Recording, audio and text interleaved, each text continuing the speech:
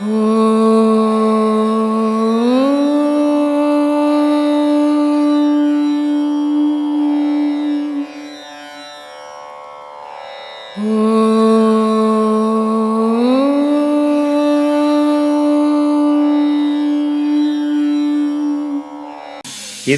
அவங்களே கடவுளை எவன் ஒருத்தன் நிஜத்தில் அவன் பார்த்தானோ, எவன் ஒருத்தன் கடவுளை உணர்ந்தானோ அவன் ஊராக தெரிய மாட்டான். அந்த இடத்த விட்டு அவனால் நவர முடியாது.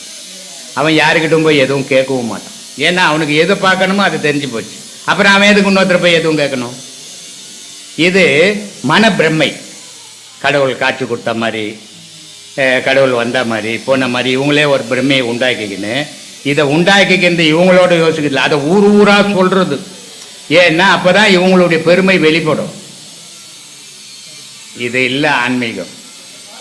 அதனால்தான் சொன்னான், ஆன்மீகம் எப்படிப்பட்டதுன்னா நீ ஏன் உணரண்டா, ஊரெல்லாம் சொல்றது இல்லைடா ஆன்மீகம். அதனால சொன்னான், உள்ளத்துக்குள்ளே உணர வேண்டும், உள்ளும் புறம்பும் அறிய வேண்டும், மெல்ல கனலை எழுப்ப வேண்டும், வீதி புனலில் செலுத்த வேண்டும், கள்ள புலனைந்தும் கடிந்து விட்டு தெல்ல தெளிவான பரஞ்சோதி தோன்றுமேன்னா. அப்படி இருந்தீன்னா நீ கடவுளை பார்க்கலாம். ஊரா சுத்துனீனா கடவுளை பார்க்க முடியாது. கலராக துணி கட்டுறதால கடவுளை பார்க்க முடியாது. மனசை வெள்ளையாக்கி, அதுக்கு தான் கோவிலில் தேங்காய் உடச்சி வச்சான். மேலே நாரும் மட்டையும் ஓடுமா இருக்கிறடா நீ, என்னைக்கு நீ இந்த மாதிரி வெண்மையான நிறமா மாறுறியோ அன்னைக்கு நீ கடவுளோட கலப்படான்றதுக்கு தான் கோவிலில் தேங்காய் ஒட்டி வச்சான். இல்லைன்னா தேங்காய் நான் தட்டினா அரைக்கப்படுற சாமி எடுத்து போய் தேங்காய் எதுக்கு ஒட்டி வச்சா? சாமி பக்கம் உடைக்கிற, சாமிக்கு உடைக்கிற தேங்காய் சாமி பக்கம் வைக்கிறதுல நம்ம பக்கம் தான் வச்சுக்கிறோம். எதுக்கு நம்ம பக்கம் வச்சான்? நீ கடவுளை வழிபடும் போது இப்படி வெண்மையா இருக்கணும். இந்து கோயில்களில் போனீங்கன்னா காவி அடிச்சிருப்பான் செவுத்துல, வெளியே வெள்ளை அடிச்சிருப்பான், பட்டியா இருக்கும். ஆனா உள்ளகிற காம்பவுண்ட்ல பாத்தீங்கன்னா ஒரு வெள்ளை அடிச்சிருப்பான். அது ஏன் அப்படி அடிச்சிருக்கிறான்? வெளியவும் வரும் கலர் அடிச்சுட்டு உள்ளும் வரும் வெள்ளை அடிச்சுட்டு போலாமே.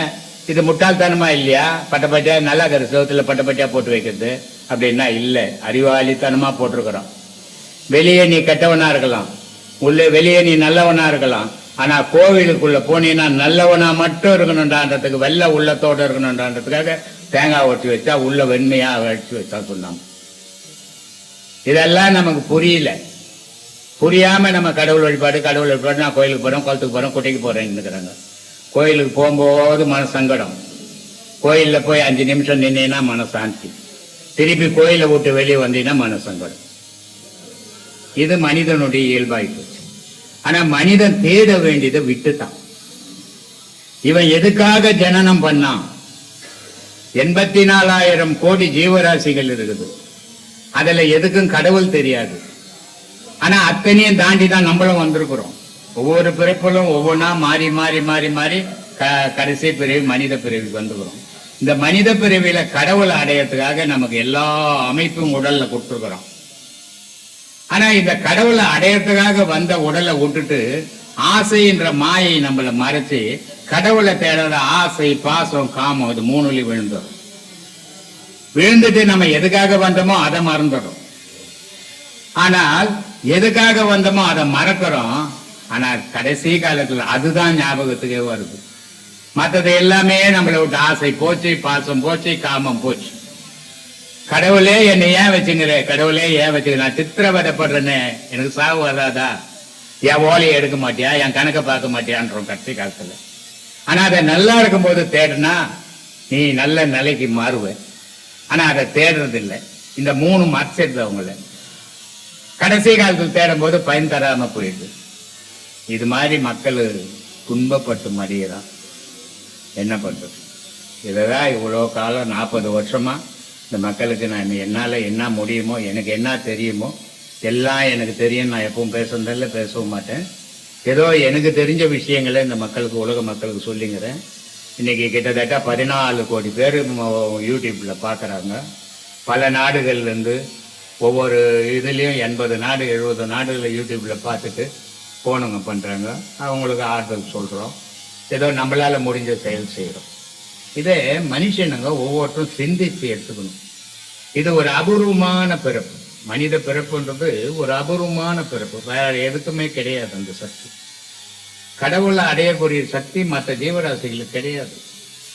நமக்கு மட்டும்தான் மனுஷன், மற்றதெல்லாம் உயிர் தான். எவ்வளவு நம்மளோட பெருசு. ஆனா அதுக்கெல்லாம் கூட ஜீவன் தான் பேரு.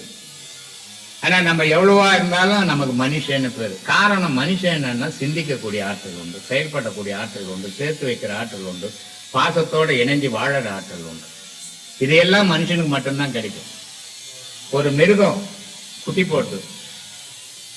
போடும் போது அதனுடைய தாய் அதுக்கு தெரியும், அப்ப அதுக்கு உறவு கிடைக்குது. ஆனா அது பிறந்து வளர்ந்த உடனே உறவு விட்டு பிரியுது. எல்லா ஜீவராசி அப்படி பிரியறதால அதனுடைய வாழ்க்கையில துன்பம் இல்லை. ஆனா நம்ம பிறக்கும் போது நமக்கு தெரியறது இல்லை யாரு என்ன, இது ஒன்னும் தெரியாது. ஆனா வளரும் போது உறவுகளை சேர்த்துக்கிறோம். சேர்த்ததால நம்ம துன்பப்பட்டு மடியும். என்ன சொல்றோம்? 4 பேர் ஓணுங்க, எனக்கு நல்லது கெட்டது நான் பார்க்கணுங்க.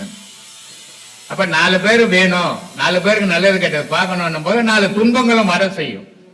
இது மட்டும் ஏங்க வந்து கடவுள்கிட்ட போய் கேட்கிறோம்? இந்த மாதிரி மனிதனுடைய ஏமாளித்தனம். ஆனா அற்புதமான அமைப்பு மனித உலகத்திலேயே மனிதனுக்கு இருக்கிற ஆற்றல் வேற எதுக்கும் கிடையாது. ஒவ்வொரு மனிதனும் உலகத்துல அடையாளம் வச்சுட்டு போகக்கூடிய ஆற்றல் மனிதனுக்கு மட்டும்தான் உண்டு, மற்ற ஜீவராசி கிடையாது. இல்லையா? ஒரு 5000 ஆண்டுகளுக்கு எடுத்து பார்த்தீங்கன்னா கூட ஒவ்வொரு மனிதன் வாழ்ந்த காலத்திலயும் ஒவ்வொரு அடையாளங்கள் இருக்குது. ஆனா மிருகங்களுக்கு அடையாளங்கள். அப்படிப்பட்ட அற்புதமான இந்த மனித உடலை வீணா ஆக்கிடுறாங்க. ரொம்ப வருத்தப்பட வேண்டிய விஷயமா. எல்லா செயல் செய், குடும்பத்தை காப்பாற்று, தொழில் செய். யாருடைய உழைப்புல நீ வாழணும்னு என்னைக்குமே கனவுல கூட நினைக்காத. உன்னுடைய உழைப்புல நீ வாழணும். உன்னால முடிஞ்சா யாருக்காவது கொடு, முடியலையா கொடுக்காது, விட்டுடு. ஆனா நீ இன்னொருத்தங்கிட்ட கையெழுந்து நிக்காது.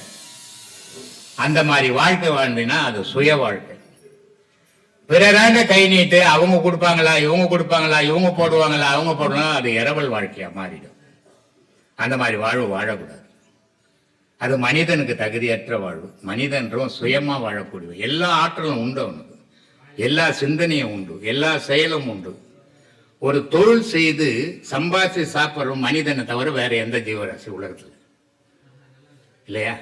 அப்போ மனிதனுக்கு மட்டும்தான் இந்த திறமையெல்லாம் இருக்குது. இப்படிப்பட்ட அறிவை வலிச்சுக்கின மனுஷன் ஆண்டவனை தேட மட்டும் மறுக்கிறான். ஆனா ஆண்டவன் இவனுக்குள்ள இல்லைன்னா இவனே இருக்க மாட்டான். அதை புரிஞ்சிக்கவே மாட்டான். நம்ம இவ்வளவு வயசாச்சு, அப்பாவுக்கு இவ்வளவு நல்லது செய்த, அம்மாவுக்கு இவ்வளவு நல்லது செய்த, பொண்டாட்டிக்கு இவ்வளவு நல்லது செய்த, பிள்ளைங்களுக்கு இவ்வளவு நல்லது, எல்லாருக்கும் நல்லது செய்து காரணமா இருந்த பொருள் எது? உன் உடலா உயிரா? உன் உயிர் இல்லைன்னா இந்த உடல் யாருக்கும் எந்த நன்மையும் செய்ய முடியாது. அப்படிப்பட்ட உயிரை நினைங்க, அதோட உறவாடுங்க, அதுல எண்ணத்தை பதிங்க. அது பிறப்புக்கு தொடரும். அந்த ஆற்றல் இந்த மனிதனுக்கு மட்டும்தான். அவ்வளவு அற்புதமான மனித உடல் அமைப்பு இது. இந்த மாதிரி அமைப்பு வேற எந்த ஜீவராசியும் கிடையாது. எனக்கு கூட சில பேர் கேள்விகள் கேட்டாங்க. இந்த தசாவதாரத்தை பத்தி பேசியிருந்தேன். மலேசியா பல்கலைக்கழகத்திலிருந்து ஒரு ஃபோன் வந்தது. அவர் மலேசியா பல்கலைக்கழகத்தில் பேராசிரியராக. அவர் ஃபோன் பண்ணி சொன்னார், சாமி தசாவதாரத்தை பற்றி நாங்கள் படிச்சிருக்கிறோம், தசாவதாரத்தை பற்றி நாங்கள் கிளாஸும் எடுக்கிறோம். ஆனால் தசாவதாரத்துக்கு இப்படி ஒரு விளக்கங்கள் இது வரைக்கும் யாரும் சொன்னதாகவே தெரியல. ரொம்ப அற்புதமான விளக்கங்களை கொடுத்துருக்குறீங்க. உங்களை சென்னைக்கு வந்தோம்னா நாங்கள் கண்டிப்பாக எங்கள் குரூப் ஒன்று வரும், வந்ததுதான் உங்களை பார்க்கணும். ரொம்ப சந்தோஷம் பார்க்கணும். ஏன்னா குரங்கிலிருந்து மனிதன் வந்தான், இது விஞ்ஞானம் சொல்லுது இல்லையா? குரங்கு எதுலேருந்து வந்தது? கேள்விதானே இது. குரங்குலேருந்து மனுஷன் வந்தான், அப்போ குரங்கு எதுலேருந்து வந்தது? சரி, குரங்குலேருந்து மனுஷன் வந்தான், குரங்கு இன்னைக்கு இருக்குது, மனுஷன் குட்டி போடலையே. ஏன் இது இந்த விஞ்ஞானம்னு சொல்லும் போது தப்பா சொன்னா கூட சரின்னு எடுத்துக்கும் உலகம். ஆனா ஞானி சொல்லும் போது எடுக்காது. ஏன்னா அந்தளவுக்கு படிக்க தெரியாதுமே, அந்தளவுக்கு என்ன தெரியும், விஞ்ஞானி சொன்னதான் ஏன் உண்மை அப்படின்னு. மனிதனாதான் இறைவன் படைப்புல ஒவ்வொரு பொருளையும் தனித்தனியா தான் படைச்சான். அந்த மனிதன் பரிமாண வளர்ச்சியில 5 பேரா இருந்தவன் இன்னைக்கு 1000 பேர் ஆயிட்டான், 1000 பேரா இருந்தவன் 5 கோடி ஆயிட்டான். பரிமாண வளர்ச்சி இது. ஆரம்பத்தில் உடம்பெல்லாம் முடி, உடம்பு மூஞ்செல்லாம் முடியாக இருந்தது. இவன் காலப்போக்கில் ஷேவ் பண்ணி அதுக்கு சுண்ணா போட்டு அதை போட்டு இதை போட்டு இவன் மெருகேற்றி இவனுக்கு பிறக்கிற பிள்ளைகளை இப்படியே மாறி மாறி மாறி வந்து இப்போ இந்த நிலையில் நிற்கிறோம். இதுக்கு காரணம் பரிமாண வளர்ச்சி. ஒவ்வொரு காலகட்டத்திலும் ஒவ்வொரு மாற்றங்கள். அந்த மாற்றங்களால் மனிதன் மாறுபட்டான். ஆனால் எல்லா காலத்திலும் எல்லாம் மாறலாம், இறைவன் எந்த காலத்திலும் மாறாதது. அந்த மாறாத பொருளை மாறாத ஆன்மா பிடிக்கணும்னா நம்மளுடைய பயணம் தொடரணும். தொடர்ந்தால்தான் அதை அடைய முடியும், பிடிக்க முடியும். அதனால் சீரான வழியில் போங்க, நல்ல பாதையை தேர்ந்தெடுத்துங்க, கண்டதில் கால் வைக்காதீங்க, ஆசையை அளவோடு வைங்க, ஆபத்து கிடையாது. அளவு மீறி ஆசைப்படும் போது ஆபத்து வரும். சில பொம்பளைங்க வீட்டில் வருமானமே இருக்காது, தீபாவளி வந்துடும், ஏதாவது ஒரு பண்டிகை வந்துடும், எனக்கு நகை வாங்கி கொடு, துட்டு இருந்தால் தானே வாங்க முடியும். ஆனால் இதனால் சண்டை வந்துடும். அவன் என்ன பண்ணுவான், எங்கன்னா போய் வட்டிக்கு வாங்கிடுவான், கொண்டாட்டி வீட்டில் சண்டை போடுறாங்க, வட்டிக்காரன் கூட்டாண்டு வந்துடுவான். இது மாதிரி நம்ம கையில் என்ன இருக்குது அதை செலவு பண்ணுங்க, துன்பம் இல்லை. ஆனால் இல்லாதது மேலே ஆசைப்படும் போது நம்ம அடுத்த செயலுக்கு போக வேண்டியதாக இருக்கும். அப்படி போகும்போது துன்பத்தில் விழுந்துடும். இது தேவையில்லாத நமக்கு மன கஷ்டத்தை உண்டாக்கிடும். நம்ம வாழ்க்கையை எத்தனையோ பேர் இந்த மாதிரி செயலால் தற்கொலை பண்ணிக்கின்னு சுத்தவங்களாம் இருக்கிறோம். போன மாதம் 3 மாதம் கூட ஒருத்தர் சொன்னார் தெரியுமா, நான் தற்கொலை பண்ணிக்க போனேன், ஊரெல்லாம் கடன் வாங்கிட்டேன், ஊர்லேயும் நிம்மதி இல்லை, வீட்லேயும் நிம்மதி இல்லை. ஆனால் உங்கள் வீடியோ ஒருத்தர் போட்டு கேட்டிருந்தார், ஒரு முறை தற்கொலை பண்ணால் 100 முறை பிறந்தாலும் தற்கொலை, அன்றைக்கி வந்துட்டேன், கடன்லாம் கொடுத்துட்டு இன்றைக்கி வீட்லேயும் மரியாதையாக இருக்கிறேன். அது மாதிரி நம்மளுடைய வாழ்க்கையை நம்ம சிந்திக்கணும். நமக்கு ஏன் கஷ்டம் வருது? நம்ம நல்லா சம்பாதிக்கிறோம், நல்லா கஷ்டப்படுறோம், அப்படி இருந்து நமக்கு எதுக்கு கஷ்டம் வருது? அங்கே எங்கே தப்பு நடக்குது? இதை யோசித்தோம்னா 1 மணி நேரம் உட்காந்து கண்ணை மூடிக்கின்னு இந்த யோசனையை பண்ணிங்கன்னா உங்களுக்கு தவறுகள் தெரிஞ்சிடும். உங்கள் வாழ்க்கையை நீங்கள் திருத்திக்கலாம், ஆனந்தமான வாழ்க்கை வாழலாம். நீங்கள் வாழ வந்ததை அமைதியில் வாழவும் ஆண்டவனை தொழவும் வந்த மனித உடல் இது. ஆனால் இது ஆசைன்ற போர்வையை போத்திக்கின்னு உண்மையே தெரியாமல் வாழ்ந்துட்டு போயிடுறோம். ஆனால் கடைசி காலத்தில் அதுக்காக ஏங்குகிறோம், ஆனால் கிடைக்க மாட்டேங்குது. அது கிடைக்கிற காலத்தில் அதை பற்றி நினைக்கிறது இல்லை. அதுக்கு தான் சொன்னால், விரும்பி போனால் விலகி போகும், விலகி போனால் விரும்பி வரும் இல்லையா? அது மாதிரி காலங்கள் அதை சீரான முறையில் பயன்படுத்திங்க. உங்கள் ஒவ்வொருத்தருடைய வாழ்க்கையும் அவங்கவுங்க சிந்திச்சிங்கன்னா சீராக வாழலாம், நிம்மதியாக இருக்கலாம். சந்தோஷமும் துக்கமும் நிலையற்றது. ஒரு நேரம் துக்கம் வரும், ஒரு நேரம் சந்தோஷம். ஆனால் ரெண்டுமே நிலைச்சி நிற்காது. அமைதி நிலையானது. அமைதியில் ஆண்டவன் இருக்கிறான். அதனால தான் சொன்னான், அன்பே சிவம் மனமே குரு அப்படின்னு. மனம் ஒடுங்கணும். நேற்று கூட ஒருத்தர் கேட்டாங்க, மனம் அழிக்கணுமா மனத்தை ஒடுக்கணுமா அப்படின்னு. மனத்தை அழித்தா மனுஷன் இருக்க மாட்டான். மனசு இருந்தால் தான் மனுஷன். மனசை அழிஞ்சு போச்சுன்னா மனுஷன் கிடையாது. இப்போ சாதாரண ஒரு மனுஷனாக பிறந்தவன்னா மகான்கள்லாம் கூட. ஆனால் அவனை மனுஷன் சொல்கிறதில்ல, மகான்ன்றோம், ஞானின்றோம். காரணம் மனம் இல்லாதவன். அப்போ மனம் இல்லாதவனுடைய செயலுக்கும் மனமுள்ள செயலுக்கும் என்ன வேற்றுமை? மனமுள்ளவனுக்கு பாசம் இருக்குது, மனமுள்ளவனுக்கு பற்று இருக்குது, மனமுள்ளவனுக்கு சொத்து இருக்குது, மனமுள்ளவனுக்கு உறவு இருக்குது, மனம் இருக்கிறவன் தொழில் இருக்குது. இத்தனையும் செய்கிறவன் மனமுள்ளவன். ஆனால் எந்த செயலும் இல்லை, எங்கேயோ ஒரு இடத்துல இறைவனையே நினச்சின்னு உட்கார்றவனுக்கு மனம் இல்லை, ஆன்மா மட்டுங்குது. அதனால் அவனை மகான்ன்றோம், நம்மளை மனுஷன்னு சொல்கிறோம். ஆனால் இந்த மனித வாழ்க்கையை நம்ம சீர்படுத்திக்கின்னு சிறப்பாக வாழலாம், ஒரு தவறும் இல்லை. 10,000 ரூபாய் சம்பாதிச்சேன், 10,000 ரூபாய்க்கு கட்சி போட்டுக்கோ. வாழ்க்கையில் என் வீட்டில் இவ்வளோ செலவு பண்ணுவேன், இவ்வளோ தான் வருமானம், இதுக்கேற்ற மாதிரி வாழலாம். 10,000 ரூபாய் சம்பாதிச்சு 30,000 ரூபாய்க்கு எஸ்டிமேட் போட்டுட்டீங்கன்னா அடுத்தவங்ககிட்ட போய் 20,000 ரூபாய் கையேந்தணும். 20,000 ரூபாய்க்கு அவன் 2,000 ரூபாய் 18,000 ரூபாய் கொடுத்தாருன்னா 10 வாட்டி திரும்பிவான் வீட்டுக்கு. அசிங்கமாக 4 வீட்டுக்காரனுக்கு நீ வாங்கிறது தெரியாது, ஆனால் கொடுக்கும்போது ஊரெல்லாம் தெரிஞ்சிடும். இந்த அவமானம் தாங்க தூக்குப்படும் தொங்குவோம். இது நமக்கு தேவையா? இப்படிப்பட்ட வாழ்வு எதுக்கு?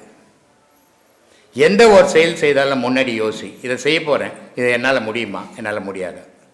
அப்படி யோசித்து செய்தீங்கன்னா உங்கள் வாழ்க்கையில் துன்பம் இல்லை, நல்லா இருக்கலாம், சுபிட்சமாக வாழலாம். விந்து நிலை தனியறிந்து விந்தை கண்டால் விதமான நாதம் அது குருவாய் போகும், அந்தமுள்ள நாதம் அது குருவாய் போனால் ஆதியந்த மானகுரு நீயே ஆவாய். சந்தேகம் இல்லையட குலத்தேரே சகல கல்யாண ஞானம் எல்லாம் இதற்கோவாதுன்னு சொல்லியிருக்காங்க. இந்த வரி எல்லா வரியோட இது பிரம்மாண்டமாக இதை சொல்லியிருக்காங்க ஐயா. சரி, அது என்ன எதுக்காக அப்படி சொல்லி? இதெல்லாம் உனக்கு எதுக்கு? இது நல்ல பாடம் பண்ணுறவங்களுக்கு ஓணும். சும்மா பாட்டு படிக்கிறதால ஒன்றும் வராது. இப்போது இன்றைக்கி ஆன்மீகம் எப்படி இருக்குதுன்னா புத்தகத்தில் இருக்குது ஆன்மீகம். புஸ்தகம் படிச்சுட்டு குருமார்களை மாறிக்கின்னுக்குறாங்க. அதனால் இவனுக்கும் பயன் இல்லை, இவன் சொல்லிக் கொடுக்குறவனுக்கும் பயன் இல்லாமல் போகும். ஆன்மீகம்ன்றது அனுபவித்து சொல்லிக் கொடுக்கணும். அப்போ அனுபவிக்கிறதுக்கு குறைஞ்சது ஒரு 25 வருஷமாவது ஆகணும். அதுக்கப்புறம் தான் வெளி உலகத்துக்கு வந்து பேசணும். இன்றைக்கி 10 வயசு 15 வயசுலேயே குருமார்களை மாறிக்கினுக்கிறதுக்கு காரணம் என்னன்னா அனுபவம் இல்லை. அதனால் கெட்டு தான் போகும். அதனால் இந்த பாடலெல்லாம் வந்து உச்சக்கட்ட பாடல், அகஸ்தியர் பாடல் இது வந்து உச்சக்கட்ட பாடல். இது நிறைய பாடம் பண்ணி அந்த நிலையில் நிற்கிறவங்களுக்கு என்ன வேலை செய்கிற? நான் கம்ப்யூட்டர் இன்ஜினியரிங். அதை பாரு, பொழப்பை பாரு. இதெல்லாம் உனக்கு எதுக்கு இவ்வளோ படித்த? 4 ரூபா சம்பாதிக்க தானே. நல்லா சம்பாரி, நல்ல பணக்காரன் காரில் சுற்று. அதை விட்டு போட்டு இந்த விந்து நிலையெல்லாம் தேடினாக்கா வேலை வெட்டி கம்ப்யூட்டர்லாம் விட்டுடுவேன். இது வந்து வேலை வெட்டி இல்லாதவன் போகணும், வாழ்க்கையில் எதுவும் கிடைக்காம போகிறவனும் கடவுளாவது கிடைக்கட்டும் தேடுறவனுக்கு தான் இது லாக்கி. நீங்கள் காசு பணம் செலவு பண்ணி உங்களை பெற்று உங்கள் கம்ப்யூட்டர் வரைக்கும் இது கம்ப்யூட்டர் சயின்ஸ் படிக்க வச்சுக்கிறாங்கன்னா அவங்க எவ்வளோ எதிர்பார்ப்போடு உங்களை படிக்க வச்சுருப்பாங்க. அப்போ அவங்களுக்கு 10 ரூபா நீங்கள் சம்பாதிச்சு கொடுக்கணும். நீங்கள் இந்த பாட்டெல்லாம் தேடினீங்கன்னா இது என்ன சொல்கிறாரு அதில் பாட்டில் என்ன புரிஞ்சுதா உனக்கு? இது கொஞ்சம் கரெக்டாக இருக்குமான்னு கூட தெரியல. என்ன புரிஞ்சு சொல்லு பார்க்கலாம். அதை நம்ம அதோட நிலையை அறிஞ்சிட்டா நம்மளுக்கு ஒரு நல்ல ஞானம். அது எல்லாருக்கும் தான் தெரியுது நிலையை அறிஞ்சிட்டா. பாட்டில் என்ன சொல்கிறாருன்னு கேட்டேன் நான். அது தெரியலங்க உங்ககிட்ட. தெரியலையா? தெரியாது. எதுனா ஒரு பேப்பர் எடுத்து படிக்கிறதா இல்லை என்ன இருந்தால் தூக்கி தெரியுதா? உச்ச நிலையில் போனால் விந்துன்றது உலக உற்பத்திக்கு தேவை. அதே நேரத்தில் இந்த விந்துன்றது கடவுள் அடையிறதுக்கு அதான் தேவை. விந்து இல்லைன்னு நொந்து விட்டு கெட்டானான், விந்தை விட்டவன் நொந்து கெட்டானான். அப்போ இந்த விந்தாகப்பட்டது வெளியே போச்சுன்னா அது பொண்டாட்டி பிள்ளைங்களுக்கு தான் உதவும், உலகத்துக்கு தான் உதவும். அதே விந்து திருப்பி மேல் பக்கமாக ஏற்றினா கடவுள் அடையிறதுக்கு அதே விந்து தான் ஓணும். அதனால தான் நான் சொல்லியிருப்பேன், இளமையில் பிடிங்க இதை, அப்போ தான் நீங்கள் கடவுள் அடைய முடியும். இல்லைன்னா அந்த பாதையில் இருக்கலாம், கடவுள் அடைய முடியாதுன்னு சொல்லியிருப்பேன். அதை மாதிரி அந்த விந்துவை மேலே போச்சுன்னு சொன்னால் உனக்கு வேற்றுமை, வேலை, வெட்டி, குடும்பம் எதுவும் தெரியாது. அதில் என்னென்ன இருக்குது அந்த விந்தில்? இப்போ ஒன்றுக்கு பிடிச்சி சாப்பிட்டு பார்த்தீங்கன்னா உப்பு கறிக்கும், அவ்வளோதான். ஒரு சுவை தான் இருக்கும். எச்சியை பிடிச்சி சாப்பிட்டு பார்த்தீங்கன்னா சப்புன்னு தான் இருக்கும், ஒரு சுவை தான் இருக்கும். ஆனால் விந்துவை பிடிச்சி சாப்பிட்டீங்கன்னா 5 சுவை இருக்கும். அதில் 5 பஞ்சபூதம் அதில் அடக்கும். அந்த 5 பஞ்சபூதம் அதில் இருக்குதுன்னு நீ உணரணும், தெரிஞ்சுக்கணுன்னா அது கூட நீ உறவாடணுன்றான். அதனால் சொன்னான் விந்து நிலை தனி அறிந்து விந்தை கண்டால் அதில் அதிசயங்கள் இருக்குதுடான்னா. விந்தைன்னா அதிசயம். அந்த அதிசயங்களை நீ அறியணும், அப்போ தான் நீ ஆன்மீகவாதி. அந்த அதிசயத்தை அறியாத ஆன்மீகம் புஸ்தகத்தை பார்த்து படிக்கிறதாலேயோ புஸ்தகத்தை பார்த்து பேசுறதாலேயோ ஆன்மீகம் எல்லாரும் வராதுறான்ட்டான். புலத்தை என்னன்னா சீடனேன்னு அர்த்தம். குரு சீடனுக்கு சொல்லி கொடுக்கறது. அதனால் சொன்னார் விந்து நிலை தனை அறிந்து விந்தை கண்டால் விதமான நாதம் அது குருவாய் போகணும். ஓசை வந்துடும். இங்கே நம்ம ஆசிரமத்தில் நிறைய பேர் எனக்கு ஃபோன் பண்ணுறாங்க, சாமி காதில் என்னமோ வண்டு கத்துது, நான் வேலை வெட்டி என்னால் செய்ய முடியலன்ட்டு. சும்மா வண்டு கத்துற மாதிரியே கத்துனா வேலை வெட்டி செய்ய முடியல, ஒன்று இடிக்கிற மாதிரி இடிச்சு தானே எங்கே இந்த வேலை செய்வான். ஆன்மீகம்ன்றது இன்றைக்கி எப்படி போய்க்குன்னா, இவன் எப்படி வீட்டிலேருந்து ஆசிரமத்துக்கு போனான்னா ஆசிரமத்தில் வீட்டுக்கு போகணும், அதே மாதிரி இருக்கணுன்றான். மாறுபட்ட நிலைக்கு வழிக்கு போயின்னுக்கிறோம் நம்ம. அப்போ நம்ம செயல் மாறும், நம்ம மனம் மாறும், எண்ணம் மாறும் அப்படின்றத உணர முடியல ஒன்றும். ஏன்னா அந்த மாதிரி ஆன்மீகத்தை இப்போ பழகிக்கின்னுக்குறாங்க.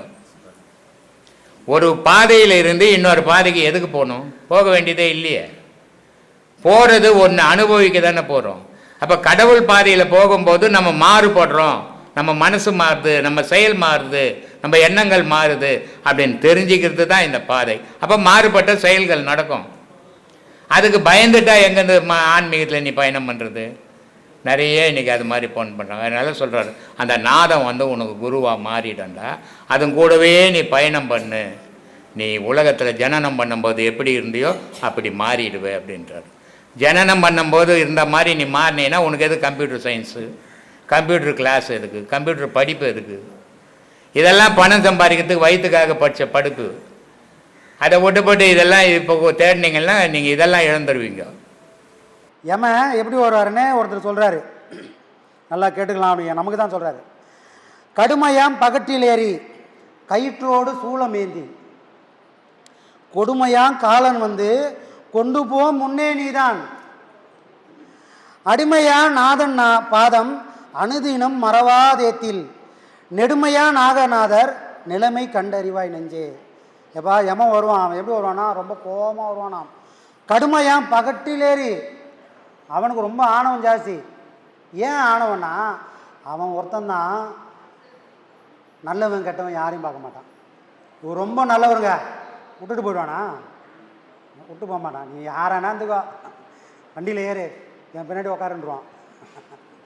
அவ்வளோ ஆணவம் உள்ளவன், வேண்டியவன் வேண்டாதவன் நினைப்பே இல்லாதவன், நல்லவன் கெட்டவன் யாரையும் பார்க்க மாட்டான். வள்ளலு கருமி அப்படின்னு யாரையும் பார்க்க மாட்டான். அவனை பொறுத்த வரைக்கும் உன் டைம் முடிஞ்சிச்சு, வண்டியில் ஏறு அப்படின்னு வேகமாக வருவானா. கடுமையாக பகட்டில் ஏறி கயிற்றோடு சூளமேந்தி, ஒழுங்காக வரியா, கட்டி வலிச்சின்னு போட்டா இல்லை குத்தி வலிச்சின்னு போட்டான்னு ஒரு கையில் கயிறும் ஒரு கையில் சூளமை வச்சுன்னு தயாராக கோபம் வந்து நம்ம முன்னாடி நிற்பானா. இப்படி வருவான்பா. கொடுமையாக காலன் வந்து கொண்டு போ முன்னே நீதான். இப்படி ஒரு நாள் வரும். ஆனால் அந்த நாளுக்கு முன்னாடி நீ என்னப்பா பண்ணணும்? அன்றைக்கி அவன் வந்து நிற்கும்போது தேம்பி அழுவாத, உன்னால் பேச முடியாது.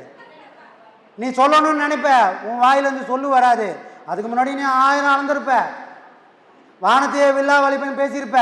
ஆனால் யமன் வந்து முன்ன நின்னா உன் கண்ணில் தண்ணியை தவிர சொல்ல ஒரு வார்த்தை இல்லாமல் தவிப்ப. அப்படி ஒரு நாள் வரத்துக்கு முன்னாடி நீ என்னப்பா பண்ணணும் சொல்கிறாரு. அடிமையாக நாதன் பாதம் அணுகின மறவாதேத்தில். நீ நாதனோட பாதத்துக்கு அடிமைன்னு சொல்லி நாளும் அவனுக்கு அடிமையாக இருந்துடுறா. அப்படி இருந்துட்டேன்னா தப்பிச்சு கரை சேருவேன். இல்லைனா ஒரே அழுகிற மாதிரி உன் கண்ணுலேயும் யம வரும்போது தண்ணி வரும். ஒருத்தர் சொல்கிறாரு, உலகத்தில் ஒருத்தன் தைரியமாகறான்னா எதை வச்சுப்பா சொல்லணும்? யாருக்கு மரண பயம் இல்லையோ அவன் தான் தைரியமானவன். அதான சாமி உண்மை. யாருக்கு மரண பயம் இல்லையோ, ஏன்னா ஒன்று நடந்தே தீரும். கன்ஃபார்மாக எல்லாரும் சாவதான் போகிறோம். படுக்காத வரைக்கும், படுக்கையில் விழாத வரைக்கும் நமக்கு அந்த நினைப்பே வராது. படுத்துட்டோம் நல்லா அந்த உடம்பே இப்போ எதை சொன்னாலும் செஞ்சுது. கல்லை துண்ணா ஜீரணமாயிடுச்சு, மண்ணை துண்ணா ஜீரணமாயிடுச்சு. இப்போ பால் சாப்பிட்டா கூட ஜீரணம் ஆகலை. அப்போல்லாம் இருந்த திமிரு இப்போ ஒரு ஜீரணம் ஆகணும்னு நமக்கு ஒரு பயம் வருது. ஓ வயசாயிச்சோ, நமக்கு எக்ஸ்பைரி டேட் வந்துச்சோ, நமக்கு நாள் நெருங்கிச்சோ. முன்ன மலையை கட்டி தூக்கி தோளில் வச்சா கூட தூக்கின்னு போகிற அளவுக்கு தைரியம் இருந்தது, பலம் இருந்தது. இப்போ இல்லையே, உடம்பு தோண்டு போத. பார்க்கறதுக்கு நான் ஆஜானுபாவாக இருக்கலாம், தூக்க முடியல சாமி. ஏன் உடம்பே எனக்கு பாரமாக இருக்குது. முன்ன எதை கொடுத்தாலும் தூக்கின்னு போன தைரியம் இருந்தது, எதை கொடுத்தாலும் என்ற அந்த திமிரு உடம்புல இருந்தது. இப்போ உடம்புலையும் திமிரு இல்லை, மனசுலையும் திமிரு இல்லை சாமி, எல்லாம் ஒடுங்கி போச்சு. அப்படி ஒரு நாள் வந்துடும்டா எல்லாருக்கும். இந்த உடம்பு இப்படியே இருந்துடாது. அப்படி ஒரு நாள் வரும். அப்படி ஒரு நாள் வரும்போது முன்னாடி யமன் வந்து நிற்பான். அவன்கிட்ட போய் நீ அழுவாதரா, நீ என்ன பண்ண அழுவாமல் இருக்கணும்னா, அடிமையாம் நாகடே நான் யாரோட ஆள் தெரியுமா அப்படின்னு சொல்லணும்டா. யாருக்கிட்ட? யமன்கிட்ட சொல்லணுமா. நீ என்ன என்கிட்ட வந்து நிற்கிற, என்ன உன்னால் கொண்டு போக முடியுமா, நான் யாரோட சீடன் தெரியுமா அப்படின்னு நான் சொல்லணும். நான் யாரோட அடிமை தெரியுமா அப்படின்னு நீ சொல்லணும்டா. அதை உன் வாழ்நாளில் பண்ணிக்கோன்றாரு. அடிமையா நாதன் நாமம் அனுதினம் மறவாதத்தில். இதை ஒரு நாள் பண்ணி விட்றாத, அனுதினம் மறவாதத்தில். இதை மறக்கவே மறக்காத. சாப்பாடு 3 வேளைக்கு சாப்பிட்ற, தாகம் எடுத்தா குடிச்சிக்கினே இருக்கிறோம்.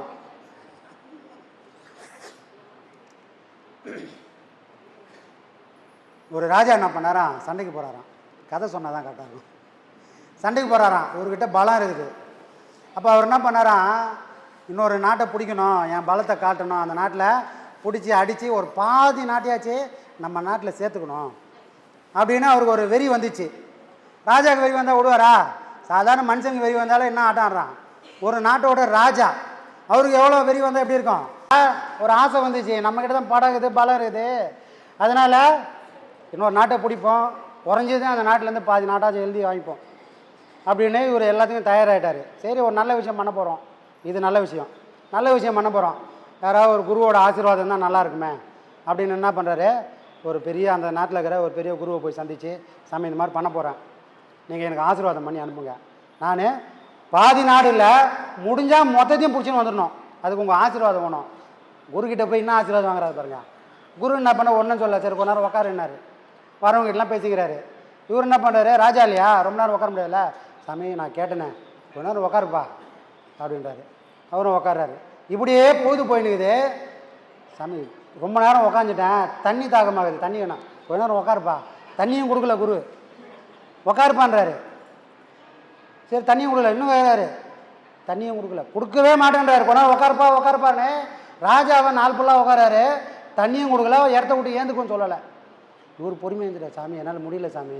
சரி இப்போ உனக்கு என்ன வேணுன்றாரு. சாமி ஒரு கிளாஸ் தண்ணி தான் நல்லாயிருக்கும்,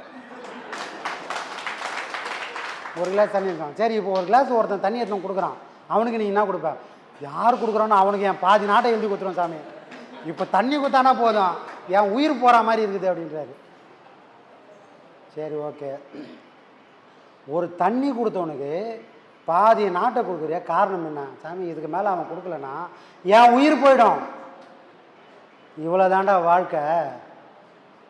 உன்னோட தண்ணி தாகத்தை உன்னால் அடக்க முடியலையே, நீ போய் ஒரு நாட்டை ஜெயிச்சு வந்து உட்காந்து உன்னால் அனுபவிக்க முடியுமா?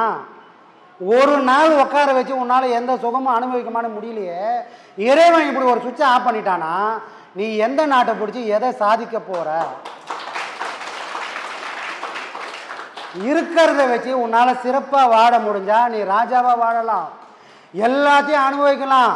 எல்லாமே எந்தின ஆணவத்தில் போனோன்னா இந்த குடிக்க தண்ணி இல்லாமல் நீ இப்போ நினச்ச பற்றியா, அதே போல் உன் வாழ்க்கையில் ஒரு நாள் வரும். அப்படி ஒரு நாள் வரக்கூடாதுன்னா இப்படி சண்டை போடலாம், அடுத்தவனை போய் ஆக்கிரமிக்கலான்ற குணத்தை முதல்ல மாட்டிக்கின்னு உன்னை நம்பி இருக்கிற இந்த நாட்டுக்கு என்ன நல்லது செய்யலான்றதை மட்டும் செஞ்சனா நீ மன்னனாக வாழ்வ, இல்லைனா மண்ணோடு மண்ணாக போவேன்னு அந்த குருநாதர் எடுத்து வச்சதுனால சண்டைகள் தவிர்க்கப்பட்டது. அப்போ நானுன்ற ஆணவத்தை அந்த மன்னனுக்கு சொன்ன கதை இல்லை. இங்கே மன்னனுக்கு மட்டும்தான் ஆணவம் வரணும்னு எந்த விஷயமும் இல்லை. ஒரு மனுஷனும் தன்னை முடிசூடா மன்ன மாதிரி நினச்சினுக்கிறான், ரெண்டு கொம்பும் ஒரு வாழை முளைச்ச மாதிரி நினச்சின்னு இருக்கிறான், தான் நினச்சா தன்னால் எதையும் சாதிக்க முடியும்னு நினச்சினுக்கிறான். அது எல்லாம் ஆணவத்தோட அறிகுறி.